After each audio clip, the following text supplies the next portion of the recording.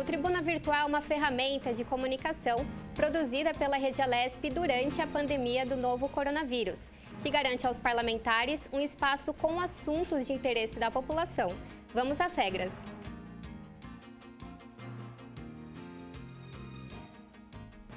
Deputados serão inscritos via chat antes do início. Terão 10 minutos livres. O apresentador irá informar que o tempo estará terminando quando faltar 30 segundos e deverá interromper a fala. O deputado que tiver conexão estável e se houver interrupção por completo, poderá voltar após o orador que estiver usando a tribuna e encerrar a sua fala. Caso sobre tempo dentro das 2 horas previstas e não haja mais oradores inscritos, será permitida a reinscrição limitada a apenas um reingresso. E o Tribuna Virtual desta sexta-feira tem como primeiro inscrito o deputado Carlos Gianazzi, do PSOL. Deputado, boa tarde. O senhor tem 10 minutos. Senhoras deputadas, senhores deputados, telespectador da TV Assembleia, vejo aqui já o deputado Emídio, quero saudá-lo.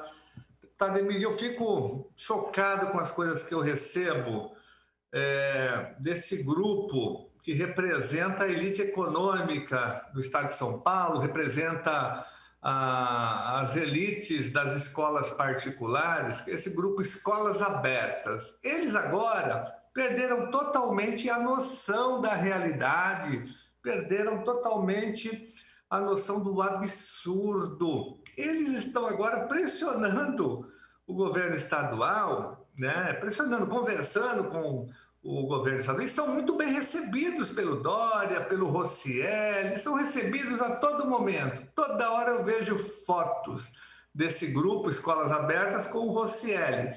Rossielli não recebe os sindicatos, os representantes dos trabalhadores da educação, mas recebe o tempo todo esse grupo da elite econômica de São Paulo, que se chama Escolas Abertas. Mas o que eles estão reivindicando agora, que as escolas devem aumentar o número de alunos a partir dessa fase de transição, no dia 1º de junho, que eles estão alegando o seguinte: olha, como as atividades comerciais, as atividades religiosas, os restaurantes e similares, os salões de beleza, atividades culturais e academias vão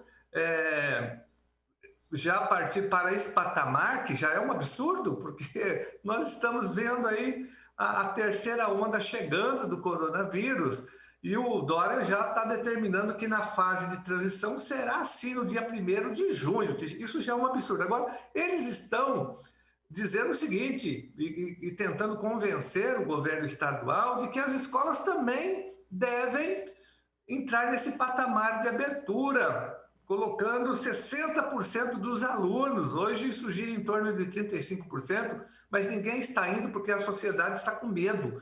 Os pais de alunos estão temerosos, eles não acreditam no governo, então tem muito medo em relação à volta das aulas presenciais da própria comunidade escolar. Mas esse grupo Escolas Abertas está com essa defesa agora. E o que me deixa mais chocado é que isso tem normalmente o apoio, e esse grupo é muito bem recepcionado, muito bem recebido pelo secretário da Educação, Rossielli.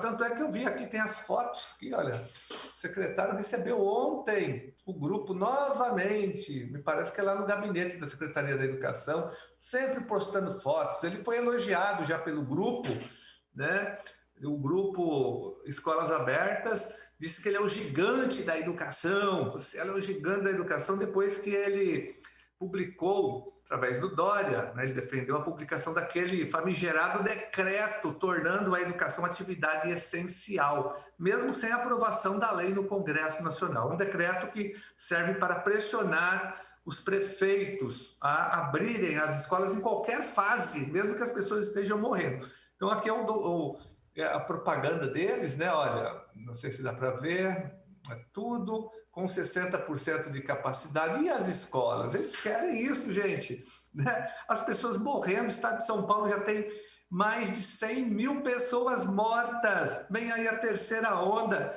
e eles querem abrir as escolas, custe o que custar, força com a tese da essencialidade da educação, agora querem forçar na fase de transição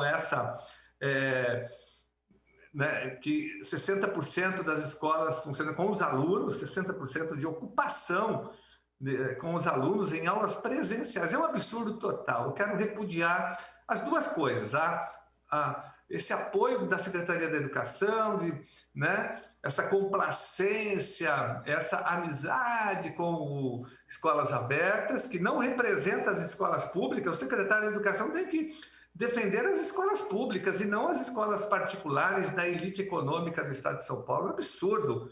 Parece que eles ocuparam a Secretaria da Educação, né? As pessoas desse grupo. Eles saem de lá toda hora tirando foto com o secretário. O secretário tem que receber os profissionais da educação, da rede pública. Vossa Excelência é pago para defender a educação pública e não a educação privada. Então, eu queria fazer essas considerações e manifestar a minha indignação em relação a esse fato.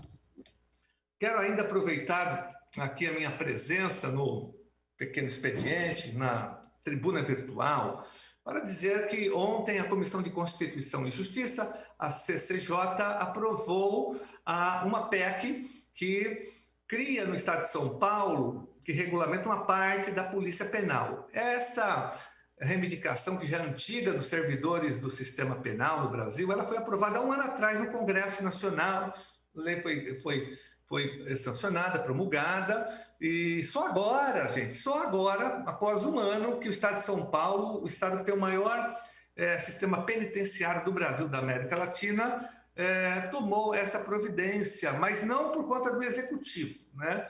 Nós estávamos pressionando já há um bom tempo, junto com o Fórum das Entidades, dos servidores do sistema prisional, e aí no ano passado nós apresentamos a PEC, nesse ano, a PEC número 1, inclusive eu apresentei, que foi uma PEC construída junto com as entidades, junto com os servidores do sistema prisional, porque o governo não tomava providências. Ele criou lá um grupo de trabalho, mas nunca encaminhou para a Assembleia Legislativa esse projeto, essa PEC.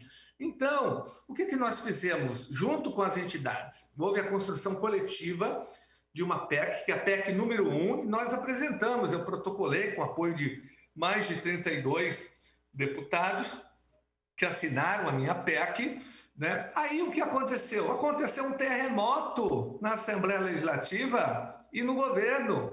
Quando eles perceberam que nós protocolamos a PEC, a base do governo se movimentou rapidamente, e aí a base do governo apresentou uma outra PEC, logo após a apresentação da minha PEC número 1, que foi elaborada pelas entidades que representam os servidores.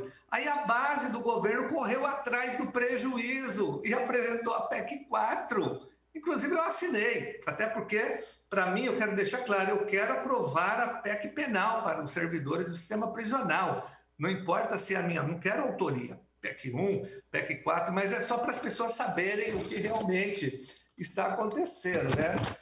Aí o governo se movimentou, de alguma forma, foi apresentada a PEC número 4 pela base do governo, pelos deputados da base do governo, e a minha PEC, olha só que estranho, na Comissão de Constituição e Justiça, deputado Emílio, o que aconteceu? O presidente da comissão, que é o deputado Mauro Bragato, ele boicotou a minha PEC, não distribuiu, não aconteceu nada, segurou, engavetou a minha PEC para que a do governo passasse a 4, e ela passou, logicamente, foi distribuída com parecer favorável, e ontem foi votado. Só agora, depois que já resolveu isso, que ele distribuiu a minha, a PEC número 1. A sabotagem do governo na cara dura, uma coisa vil, descarada, desnecessária, até porque eu assinei a PEC número 4 também, mas para ver como é medíocre, como é vil, né? O presidente do PSDB, Mauro Bragato, boicotou a PEC 1 para passar a 4, tudo bem, passou a 4, nossa, talvez venha depois, mas eu quero aprovar a Polícia Penal, eu assinei a 4 também, nós vamos, mas eu acho que é algo tão desnecessário, mas de qualquer forma, a PEC 4 só existe porque existe a PEC 1. A PEC 1, a nossa, das entidades, foi a responsável pela apresentação pela base do governo da PEC 4. Agora tem que aprovar a PEC 4, tem que ir para o plenário, ela está pronta, só passa por uma comissão e ela tem que ser aprovada imediatamente, depois regulamentada, porque depois falta a lei complementar, falta a lei orgânica, tem toda uma caminhada aí pela frente. Daí a base do governo tem que ajudar, tem que pressionar, né? Agora, se a gente tem que toda hora pautar o governo aqui, a gente apresenta um projeto, o governo corre atrás do prejuízo. Foi isso que aconteceu. Mas, de qualquer forma, eu quero aprovar a polícia penal, seja a PEC 1, seja a PEC 4, e depois eu quero regulamentar, né, através de lei complementar. Aí o governo tem que enviar, aí a PEC a gente pode apresentar. Agora, lei complementar, lei orgânica, aí tem que ser o executivo, senão dá vício de iniciativa aqui e a gente perde. Então, queria saudar todos os servidores do sistema prisional, todas as entidades que compõem o fórum, né, do sistema prisional, dos sindicatos, enfim, porque a PEC 1 é de vocês, a PEC 4 também. Se vocês não tivessem feito as mobilizações, a audiência pública aqui, a base do governo não tinha se movimentado, porque ficou um ano sem fazer nada, minha gente. Mas é isso, pessoal. Vamos aprovar a Polícia Penal do Estado de São Paulo e conta com o meu total apoio para essa luta. Obrigada, deputado. Seguimos agora com a participação do deputado Emídio de Souza, do PT. Boa tarde, deputado. Seja bem-vindo ao Tribuna. O senhor tem 10 minutos. Boa tarde a todos, boa tarde a todas. Boa tarde, deputado Carlos Gianazzi, e a todos que nos assistem aqui. Primeiro, eu queria dizer ao deputado Carlos Gianazzi que ele tem razão, essa é uma luta antiga, que todos nós apoiamos, a criação da Polícia Penal. Eu ainda, em contato com o pessoal da Fundação Casa, estavam também defendendo essa PEC. E eu sou membro da Comissão de Justiça da Assembleia e eu ajudei a aprová-la ontem. É verdade que a apresentada primeiro foi a sua. Foi alguma manobra ali que, infelizmente... Mas a tese está aprovada e a luta todos sabem de quem foi. Eu queria também aproveitar essa tarde para tratar de um tema que já vem incomodando gente e vem causando problemas em todo o Estado. O deputado Gianazzi já tratou um pouco disso, mas eu queria dizer a vocês o seguinte, essa questão da vacinação dos professores continua um problema, continua faltando a segunda dose para muita gente que trabalha na educação, que não tem 47 anos ainda, continua dessa forma. E eu queria tratar de uma coisa nova nessa questão da vacinação e da educação, porque é assim, a vacinação no Estado está autorizada para professores e trabalhadores do ensino acima de 47 anos ou que tenha comorbidades. E não está autorizada até o ensino médio. O problema é que os professores universitários passam exatamente o mesmo problema. As universidades, tanto públicas quanto particulares, algumas que estão tendo aulas presenciais, os professores correm tanto risco quanto aqueles que dão aula para criança. Eu diria que corre até mais risco, porque os alunos deles são também adultos, trabalham, têm contato com muito mais gente do que uma criança tem. Então, estou apresentando uma indicação para que o governo do Estado estenda imediatamente a vacinação aos professores universitários, tanto do ensino público quanto do ensino privado no nosso Estado. Acho que é uma medida de justiça importante e que vai beneficiar muita gente que já está no risco, já está tendo dificuldades. Claro que aqueles que são acima de 60 anos, por exemplo, ou os que têm comorbidade já estão recebendo, mas a grande quantidade de professores que nem têm comorbidade, nem têm a idade necessária ainda para isso, mas o risco permanece. Então, vai aqui a nossa indicação, que eu considero fundamental para o prosseguimento do processo de vacinação com profissionais da educação no nosso Estado. Eu queria trazer outro assunto aqui, deputado Gianazzi, que, na verdade, quero fazer uma leitura de um manifesto que a comunidade muçulmana de São Paulo, que é uma comunidade muito organizada, que contribui muito aqui com as boas causas do Estado, ela tem feito sobre a situação que nós estamos vivendo. Me parece que é uma manifestação importante. Eu queria ler aqui essa manifestação para deixar consignado aqui na Assembleia essa manifestação tão importante da comunidade muçulmana. Diz ela o seguinte: manifesto de muçulmanas e muçulmanos em defesa da vida, em nome de Deus, o misericordioso e o misericordiador. A comunidade muçulmana do Brasil e do mundo, nossa Ummah, aos poderes públicos do Brasil, aos tribunais e aos organismos internacionais, à comunidade científica, aos religiosos e religiosas de todas as denominações, às lideranças políticas, comunitárias e populares, ao povo brasileiro.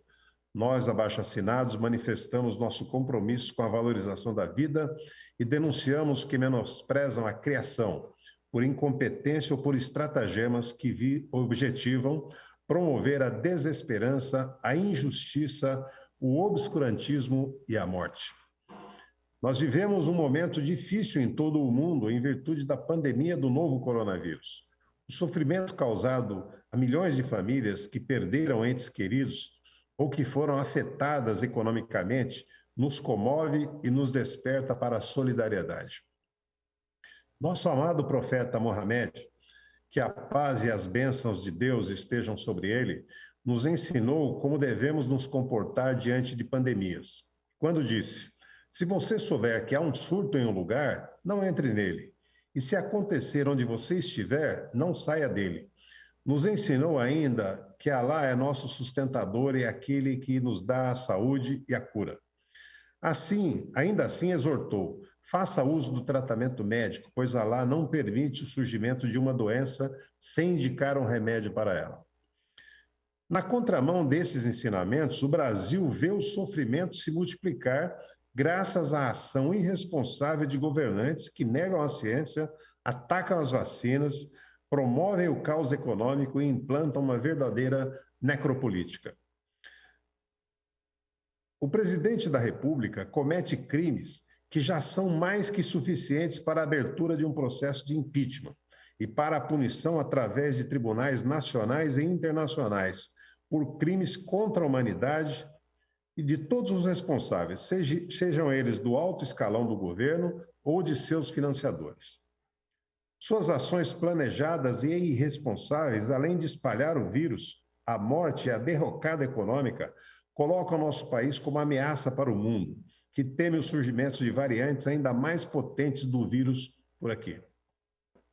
Convocamos a comunidade muçulmana a ampliar as ações solidárias, a manifestar apoio aos profissionais que estão na linha de frente do combate à pandemia e dizer basta às ações deliberadamente irresponsáveis dos governantes e exigir vacina pelo SUS e oxigênio para todas e todos. Auxílio emergencial de R$ 600 mensais enquanto durar a pandemia para todas as pessoas em situação de risco. Auxílio às micro e pequenas empresas mais geradoras de emprego. Impeachment de Bolsonaro e de todos os governantes que tenham cometido os mesmos crimes. Investigação e punição pelos crimes contra a humanidade por parte do Tribunal Penal Internacional. Por isso, pelo Brasil, pelos brasileiros e brasileiras, sejam os nascidos aqui, os que acolheram nosso país para construírem seus lares e os que o têm como refúgio. Assinamos esse manifesto. E aí vem uma série de entidades e personalidades assinando esse manifesto, que eu acho importante para ficar gravado, que esse momento pelo qual o país passa, o risco que o governo Bolsonaro colocou os 210 milhões de brasileiros, por tudo isso, é preciso que haja reação. É preciso que haja reação do povo, é preciso que haja reação dos tribunais, do legislativo e até de tribunais internacionais. Crime contra a humanidade não pode passar em branco. Eu queria deixar, então, meu abraço a todos e todas que nos acompanham nessa tarde. Seguimos agora com a participação e reinscrição do deputado Carlos Gianazzi, do PSOL. Deputado, o senhor tem mais 10 minutos. Muito obrigado. Senhores deputados, senhoras deputadas, deputado Emídio, olha, é incrível e inacreditável o que está acontecendo na Assembleia Legislativa, principalmente agora na Comissão ainda de Constituição e Justiça, né? Na nossa luta contra o confisco, o assalto, o roubo, o crime de lesa humanidade que vem afetando aposentados e pensionistas do estado de São Paulo, por conta do decreto do Dória, decreto 65021, publicado no meio do ano passado, em plena pandemia, né? Nós estamos na luta para tentar aprovar o PDL 22, que foi já aprovado nas comissões, tem parecer favorável, todos acompanharam, e ele foi golpeado no dia da votação. Quando o governo percebeu que o PDL seria aprovado, ele apresentou, através do líder do governo na época, agora presidente da Lesp, o deputado Carlão Pignatari, apresentou uma emenda de plenário, que é um recurso regimental para tirar o projeto de votação. E ele tirou o projeto. Essa emenda, o que acontece? Essa emenda agora, ela tem que ser aprovada pelas comissões, pelas 3 comissões ou pelo Congresso de Comissões, né? O PDL 22 já está pronto para votação, ele tem parecer favorável, ele foi obstruído naquele momento. O que acontece é que a Comissão de Constituição e Justiça, que está com a emenda, está lá, está também sabotando, minha gente. O Mauro Bragato, que eu respeito muito, um deputado histórico na Assembleia Legislativa, mas ele está se prestando a um serviço sujo do governo, não combina com o deputado Mauro Bragato. Ele está segurando, porque já venceu o prazo. O prazo é de apenas 2 dias, porque o meu PDL está em regime de urgência, logo a emenda também. Então a emenda tinha só 2 dias para ser analisada e votada. E esse prazo venceu no dia 8 de fevereiro. 8 de fevereiro. Nós estamos no dia 21 de maio. E ele sentou em cima, não entregou para ninguém, não foi votada.